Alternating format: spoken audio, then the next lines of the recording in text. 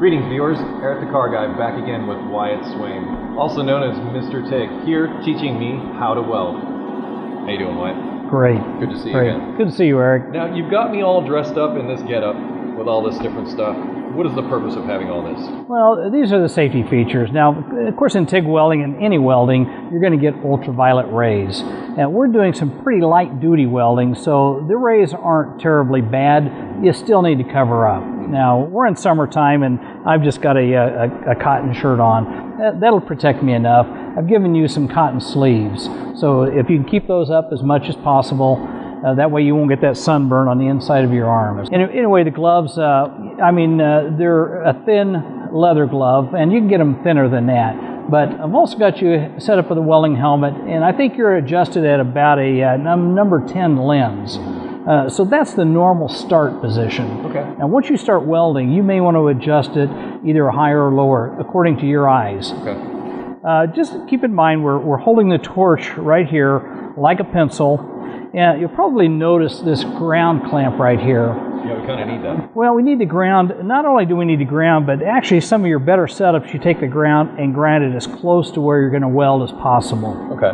So you having it over there on the table is obviously not as critical in this situation? Well, we're just going to do a flat bead on plate, so we're going to get some grounding effect out of here. Okay. So when you were actually using the tool itself, I noticed that you were pushing it in this direction.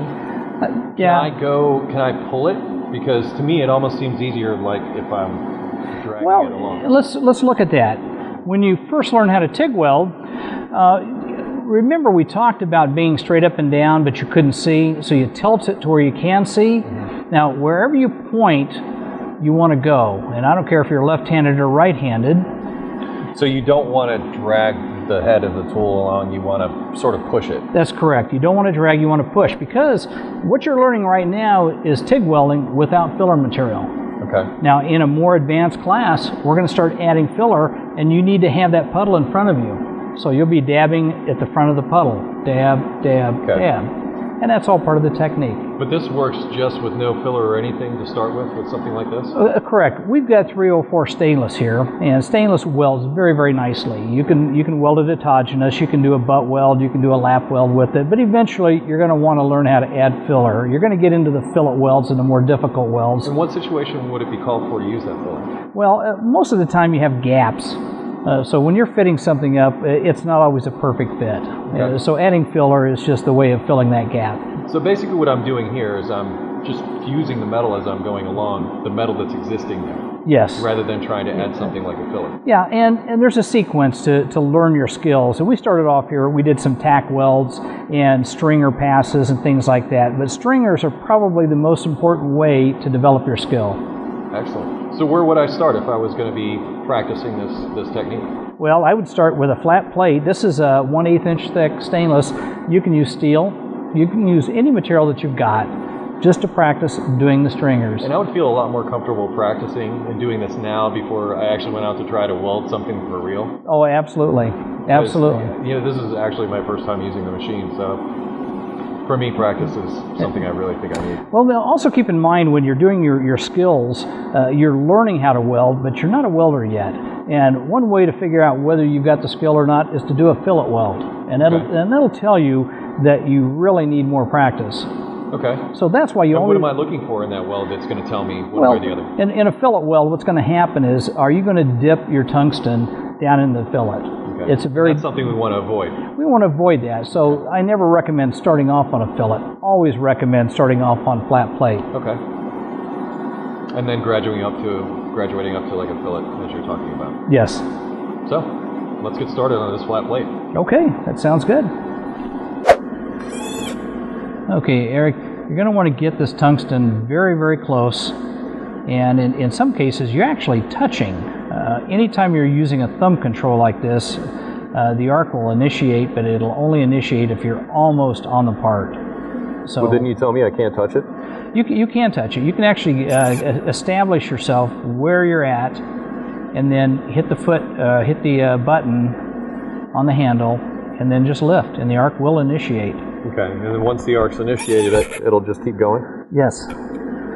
Okay, so arc's initiating, hit the button, Okay. Do you see the little puddle right there? I do. Okay. Make sure your eyes adjust to it, and then you can start moving. You can move very, very slow. There's no hurry in TIG welding. So I'm just driving that puddle. You are. You are. Now, the first part of TIG welding is actually welding autogenous, meaning you're not going to add filler right now. Later on, that's going to happen. What was that flash just then? There's a few contaminants that are in the material, and they kind of boil out. Okay. Okay, so that's nothing I can make an adjustment for or whatever? No, nothing major. The key is to see that liquid puddle. And yeah, I'm running probably somewhere between 5 and 8 inches a minute. So it's not a fast process, it's just a clean process. What was the amp setting? I had the amp set at about 70 amps. And I did that. I could probably give it a little more. And as soon as we finish, training you on bead on plate, and that's the best way to get started. You can run hundreds of bead on plates just to get your skills down. And what you have there is like what, like a 1/16 of an inch thick, or? It's actually about an 1/8 of an inch thick. Okay. So you may want to start on 1/8 inch and then get thinner and thinner and thinner. Now you can see I'm getting close to the end of the plate. Mm-hmm. Yeah. So now I'm getting close enough. I'm just going to go ahead and I'm going to stop the arc. And I'm going to hold the torch in place. And there's actually argon flowing post-flow on that weld. Okay. And so you're just going to leave it there so that way the gas continues to keep the weld clean? It does, yeah. Yeah, so you can see that, it's a clean weld. It's like a worm. Yeah, there's very few oxides on there, and that's good as welded. You don't have to do any post-weld cleanup. You can if you want. If you want to brush that off, do it while it's hot, and that surface oxide will come off very quickly. Okay. Now we were talking about... So when you say brush it off, I just take like a metal brush or something? And yeah, you can take a wire brush, or you can take a power wire brush and now, is and it brush also it important that brush is clean? It is. If you've got a brush that's got a oil residue on it... I was going to say, so I don't want to grab my old oily brush. I want to have something specifically for this. You do, yes. Yeah, that's a good idea. So anyway, believe it or not, that happens to be stainless steel. Mm-hmm. And you wouldn't know the difference unless I told you, but you're getting ready to weld this, and you're going to see how clean it does weld. Okay. So it doesn't matter whether you get started with stainless steel or steel. Just get this technique down. But practice would be the key here. It is. Try not to do too difficult of a weld right off the bat. Yeah, because welding is a skill. It's something that's it's acquired over time. It is. It is. Now, I'm going to do a little more advanced, and I'd like for you to do hundreds of these. Like right now? Well, not right now, but how much time do we have? You're gonna do at least a few just to get started. Okay. But do hundreds of these, and then what I want to do is I want you to put a plate where you got two pieces together, and you'll probably notice that they're tack welded. Mm-hmm. Well, the reason for that is when you're welding, the material tries to warp and distort. So yeah, I was looking at this plate here, and I could see that it moved a little bit. Yeah. Sort of bowed up. Yeah. So go ahead and put a tack. You can put as many tacks as you want, but okay. for our purposes, I just put a few tacks in there, and I'm just going to melt the two materials together. And the reason we do that is so that we don't warp it. If we did a continuous bead, the metal would not be in the same shape it was when we started welding. That's correct. It's still going to warp a little bit, but it won't be as much just because you're just doing those fine little tacks. Exactly. Also, if it's not quite in the position that you want it in, whip out the grinder and start over. You can, yeah. Yeah, you can break the tacks and reset, retap. You'll see a lot of the body fender guys do that a lot. Okay. So watch how I do this, and it's really the same technique. All I'm doing is making sure I'm following the line precisely. So you're going to run the whole line, you're not going to tack? I'm just going to, yeah, that's correct. I'm going to run about half of it just so you can see before and after. Let's do it. Okay.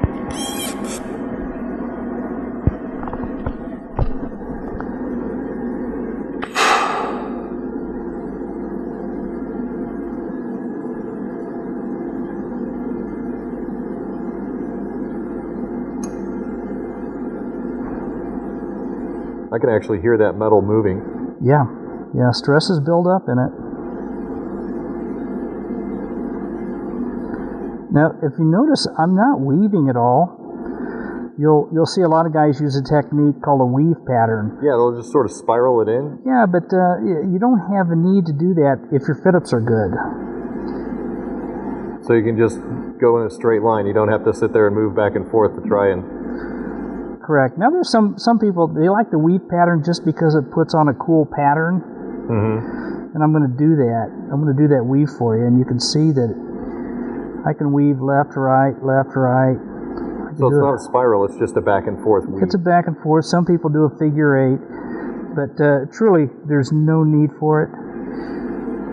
So you could just run the straight line and you'd be perfectly fine with that. Absolutely.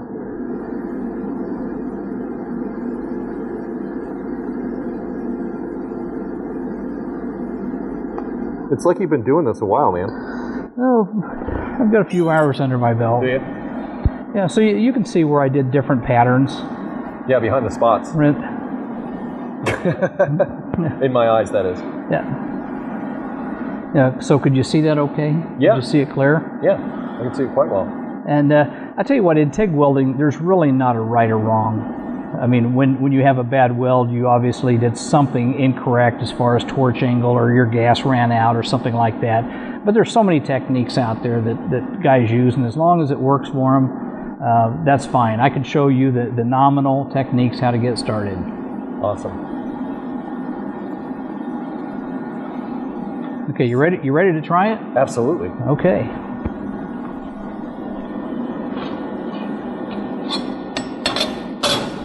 There you go. You said you wanted me to do it right-handed, right?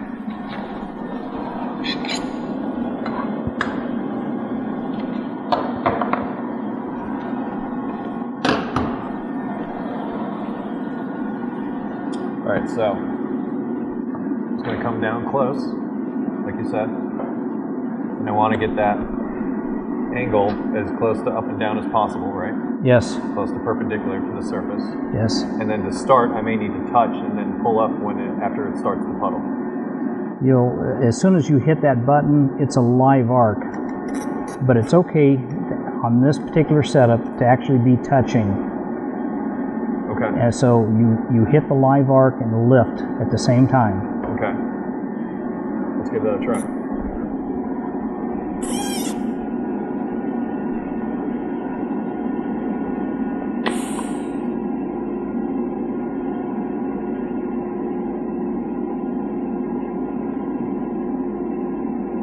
All right, let's try it again.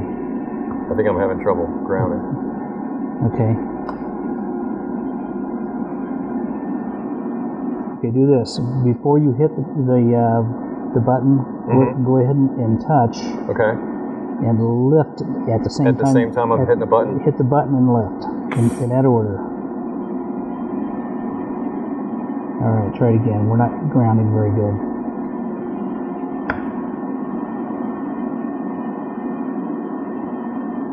There you go.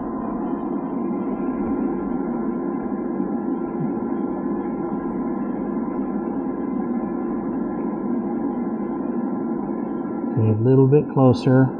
There you go, right there. Perfect. Got it. Okay, now your arc voltage is controlled by that distance. Okay. So if you have a real close arc, you're going to have 9 volts. If you have quite a distance between that, it'll increase to like 14, 15, 16 volts. That's like you said, you don't really go fast. You just sort of walk it along. Yeah, and you know what? You can actually overrun your puddle. Right now, I see a liquid puddle there. I see a nice, smooth, steady speed. Yeah, it's like pushing a little BB of light. Kind of fun.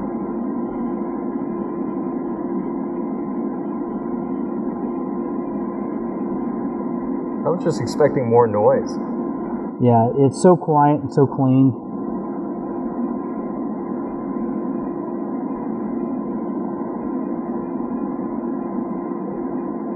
You're looking good. You're looking real good. Speed's good? Yeah, it looks like you're right on.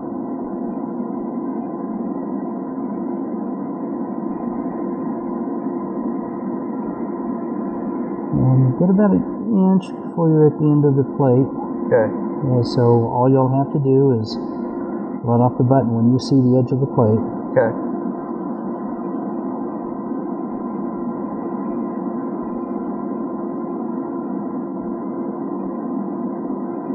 Ooh. My sleeve is starting to slip. There it is.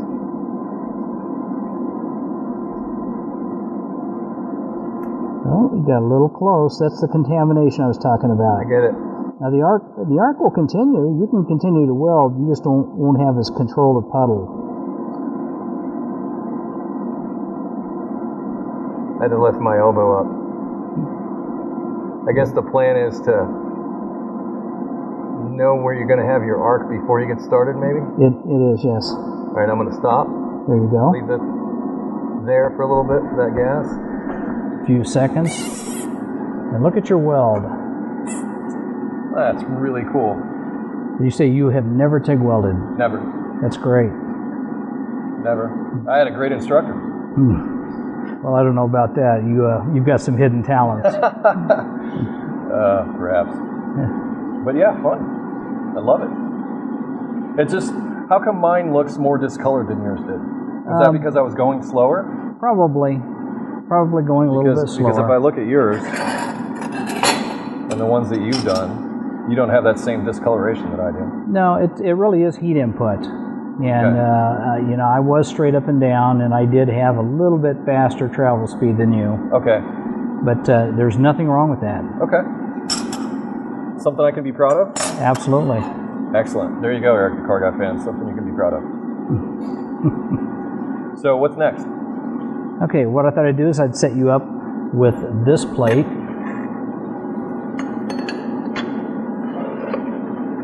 All right, now part of me wants to actually pull as I'm making this weld. Now, is that the right thing to do, or? Well, the correct way, and it doesn't matter whether you're going left to right, right to left, even if you're going vertical up, whatever direction you point is the direction that you go. So I want to go in the direction that I don't want to, I mean, a part of me wants to pull this along, but I really should be pushing it. That's correct. So I'm actually pushing it into the weld? Yes. Kind of thing? Yeah, because later on you're going to be adding filler material. Okay. This is the first part of the segment. Phase one. Yeah. But also what I found the last time when I was doing the weld was that I got to like halfway and then my arm was in a bad position and I didn't want to stop the arc. Yeah. So I was just sort of stuttering a little bit. You were.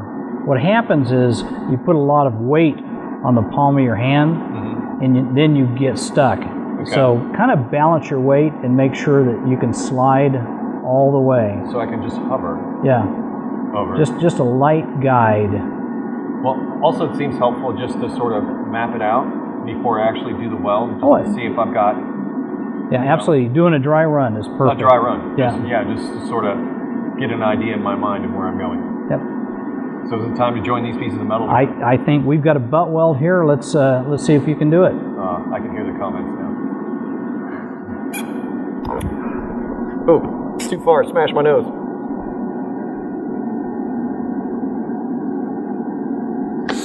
Oh, forgot.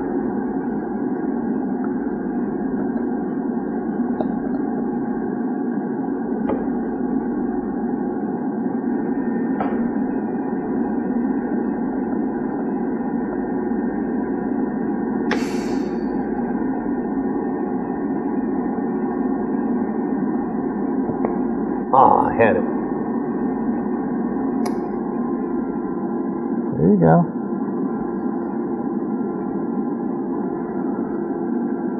Okay, you're right on the seam.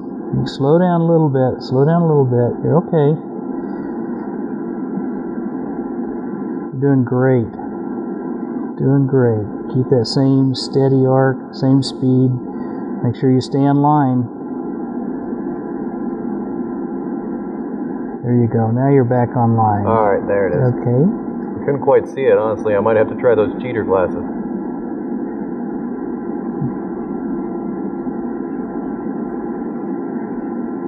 It's all right. You got a good steady speed. Don't overrun your puddle. Okay. Oh. Okay. Keep your voltage down. There you go. Okay, there you go. It's melting.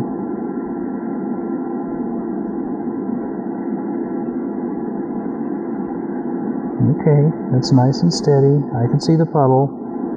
Is it nice and clear for you? Yeah, it is actually. Okay. I just can tell where I went off course there a little bit. Yeah. And then, I mean, if you get going too fast, you'll see where you did it. Okay, that's probably a good place to stop right there. All right. Well, my first weld of a butt joint. No jokes. So what do you think? I mean, looking at this, is there something I could do better, or where could I use more practice, or what? Basically, on what you saw me do, where could I make improvement? Well, actually, you did pretty good. In the beginning, you were adjusting your eyes, and I could see nice fusion here, and then you got really confident. And you got confident. Well, your travel speed picked up, so you overran your puddle, and you had to reestablish your puddle. And once you got it right here, for the next 3 inches, you did very, very well. Oh, cool. That's in the learning process, and that's your first weld joint. So practice is pretty much going to be the key as far as doing this type of welding, doing TIG welding. It is. Once you've got the setup in place and the machine in place, the gas at the right setting, what you did right here, you need to do this 50 times. Okay. And you'll find yourself getting better and better very quickly. So what, I just grab scrap pieces of metal, things like that, and just keep trying and trying until I've got, some proficiency with it? Yeah, anything that you have in metal. Because first of all, what you're trying to do is you're trying to balance your hand, make sure you don't have too much weight on it, and be able to slide. Yeah, that was really helpful, because when I was doing that first one, I noticed that I got partway through and I started to stutter, and it's just like you said, I had my weight on my hand, and that didn't allow me to do that clean movement. And the other thing that was helpful to me was doing that dry run, just to see, okay, if I'm going to start here or if I'm going to start here and go here, just to sort of feel out in my mind like where I was supposed to go, so that I didn't get to a point and I was kind of stuck. Yeah, that's a great technique. Okay, now that's actually very helpful information, at least for me. But yeah, I think I'm going to go out and start playing with this some more. Anyway, I am Eric the Car Guy. You can always find me at EricTheCarGuy.com or on Facebook, Twitter, and Google+.